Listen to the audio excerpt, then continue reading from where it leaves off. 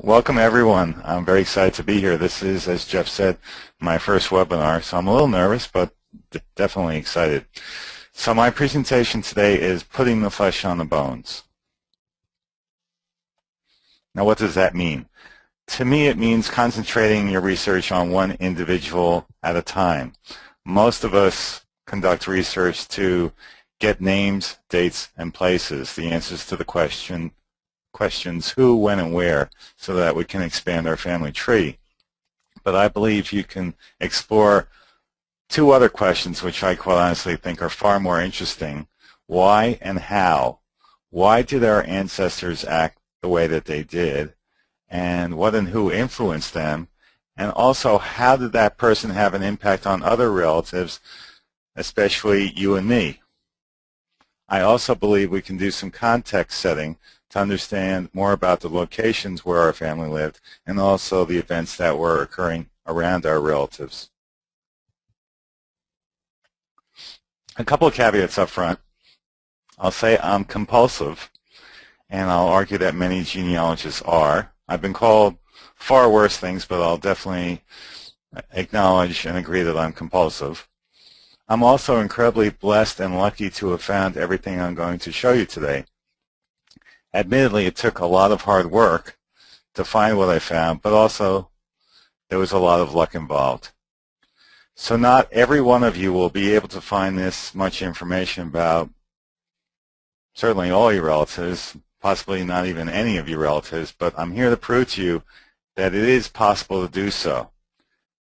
Furthermore, this is not a one-shot deal. I've used this technique and process over and over again with other individuals that I have researched.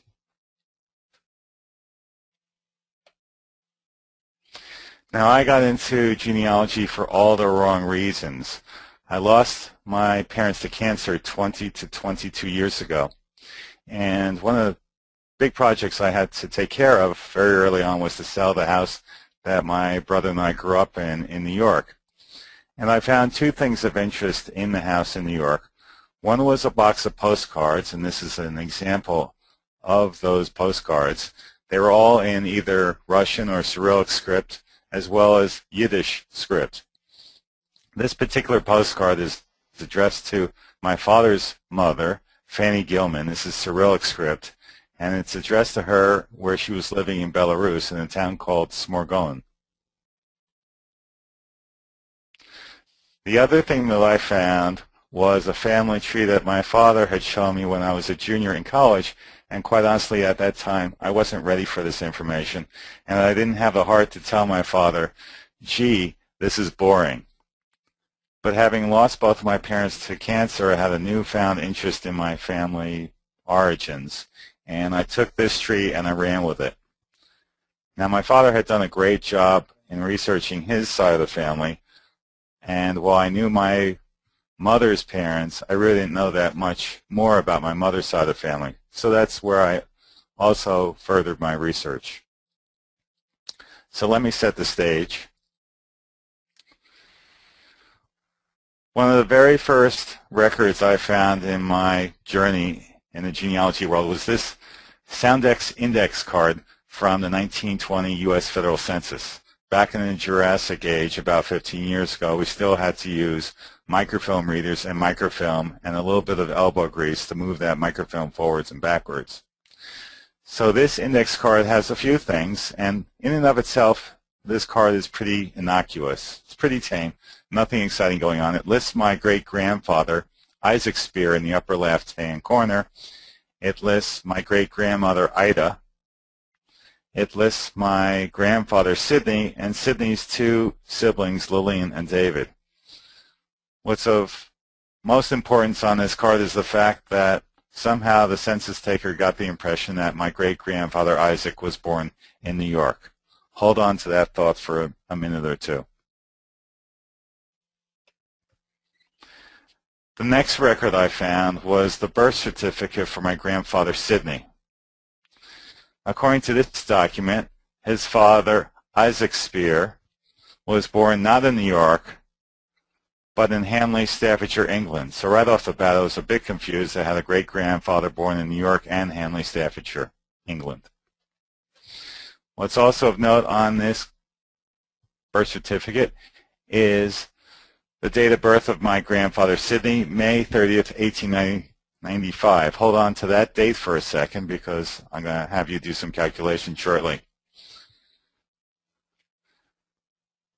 I want to show you my great-grandfather's beautiful handwriting. It's one of the reasons why my mother was so enamored with her grandfather. Aside from his speaking capabilities, which I'll explore more shortly, he had this beautiful flowing handwriting. And in fact, probably because of this, my mother took up calligraphy. The next document I found was the marriage certificate for my great-grandparents. Here is Isaac Spear once again. He's living at 267 20th Street in Brooklyn. That's an important address I want you to remember for a little bit as well. He married a woman by the name of Ida Tarshis, also living at 267 20th Street in Brooklyn. Now, according to this document, Isaac Spear was not born in New York. He was not born in Hanley, Staffordshire, England. He was born in London, England. So things were getting really confusing before they're becoming clear for me. What's also of interest on this document, but a little bit difficult to see, is the date of the wedding itself. It occurred either on the 13th or the 18th of November. And if you calculate the number of months from November of 1894 to May of 1895, when my grandfather was born, you'll understand that that was 6 months, not a full term of 9 months. So it's possible that my grandfather Sidney was a preemie baby, but odds are, given what I'm going to show you, that something else was going on. So I went looking elsewhere. I found this Soundex index card from the 1900 U.S. Federal Census showing an Isaac Spear. There were not that many people in New York in 1900 with that name. According to this document, this Isaac Spear claimed to have been born in Pennsylvania, a fourth location. Furthermore, this person was enumerated as an inmate at the famous prison known as Sing Sing in New York. So now I had an Isaac Spear, a relative of mine, who was born in 4 different locations. Even Harry Houdini, who could get out of handcuffs and locked trunks, could not figure out a way to be born in 4 different locations, but somehow my great-grandfather Isaac Spear did. After the fact, I would prove that Isaac and Ida were not living together in 1900. Here is another part of the 1900 U.S. Federal Census showing Max Tarshis, my great-great-grandfather, and in the lower left-hand corner I've just highlighted Ida, my great-grandmother, and her sister Florence, who I'll talk about shortly, and they were living as a nuclear family at 267 20th Street in Brooklyn. This happens to be the death certificate for my great-grandmother Ida, and according to this document, her husband's name was not Isaac, but Joseph. So now I had a great-grandfather who was born in 4 different locations and went by 2 different first names. Things were getting much more confusing before they were getting clearer. So I tried to make sense out of this. I created a spreadsheet. I listed all the documents that I showed you as well as some others, and I tried to line things up. So in the name used column, 3rd from the left, we see that I found many different documents with the name Isaac Spear, but also almost a similar amount of documents with the name Joseph Spear.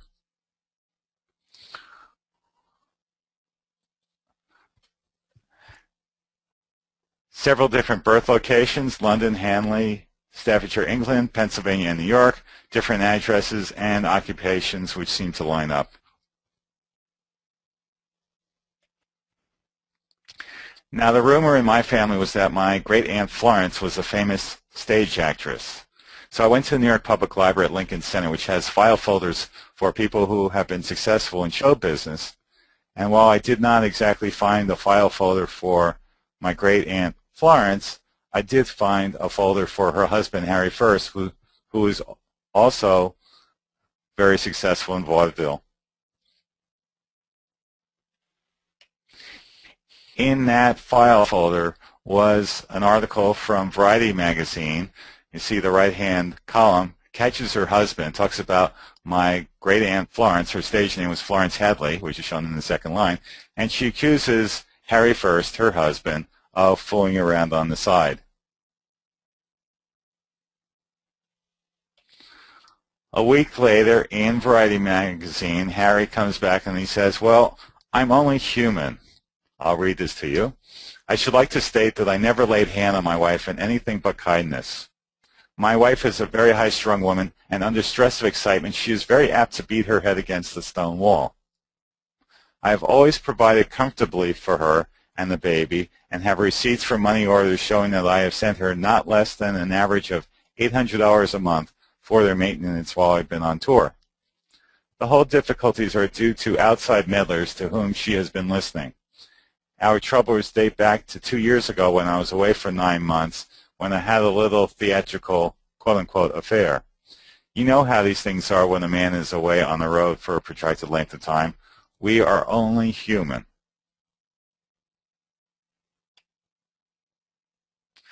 I had a calling. At some point, I remember the story from my childhood, which was so clear it was as if the story happened yesterday. I remember going to my grandparents' house, and for reasons I can't remember, I teased my grandmother that should I be a bad boy that day, which I never was, she'd have to throw me away in Sing Sing. Now, my grandmother was pretty alarmed by those words, and she pulled me aside and very sternly said, please do not use the word Sing Sing in front of your grandfather. That will piss him off. I don't think she used the exact words piss off, but I'm paraphrasing and bringing the terminology up into the 21st century. I also heard an internal voice that either told me, come to New York or go to New York. There's something here you had to find. So I thought that meant I really should call up Sing Sing Prison. So I called up the prison, and I asked if they had the old records. And they said, no, we do not have the old records for Sing Sing, but you might want to contact the New York State Archives in Albany. They have the records. So I called up Albany, and the other person on the line said, we have the records. I said, can you look up something for me? And the person said, well, when was he admitted? And the only thing I could do was to give a range. I said he had to be admitted between 1895, when my grandfather was born, and 1900, when someone by the same name was behind bars in the census. The guy said, that's too much work for us. We can't do that. But if you want, we will get the record books out, and you can come and take a look at them. I said, please get them out. I'm taking the next American Airlines flight across the country to see these records. Furthermore, this guy told me that in any given year in that time frame, there are about 300 people admitted to the prison each year. So I multiplied 300 people per year by 5 years. That was 1,500 records I had to go through. I gave myself 1 day to answer the question, was this my great-grandfather or not? So I divided 1,500 records by 8 hours that the archives would be open in 1 day by 60 minutes per hour. That turned out to be 3 records per minute, or 1 record every 20 seconds. This could be done. So I decided I'd give myself 1 day to find out the answer, was this my great-grandfather? And in exactly 1 hour, I found the following record from 1897. This shows an Isaac Spear, alias Herbert Edward Spear, a third name. He was received from the Kings County, i.e. Brooklyn court. He was sentenced on September 27, 1897 on charges of bigamy. He was sentenced by the Honorable William B. Hurd, the judge in the case. He was arrested by Detective Shark of the NYPD. This all took place in the 5th Police Precinct of Brooklyn. According to this document, Isaac was born in England, which is true. He was 23 years of age. He was an entry clerk as well as a trolley car conductor. That's how he could get across Brooklyn so easily between the 2 wives. He was of medium complexion. He had blue eyes. He had medium-colored hair, which in those days meant he was a redhead. Stature was 5'5½". He weighed 131 pounds. He could read. He could write. His habits including being temperate, which meant he did not use alcohol. He did not use tobacco. for reasons unclear to me. He lists himself not as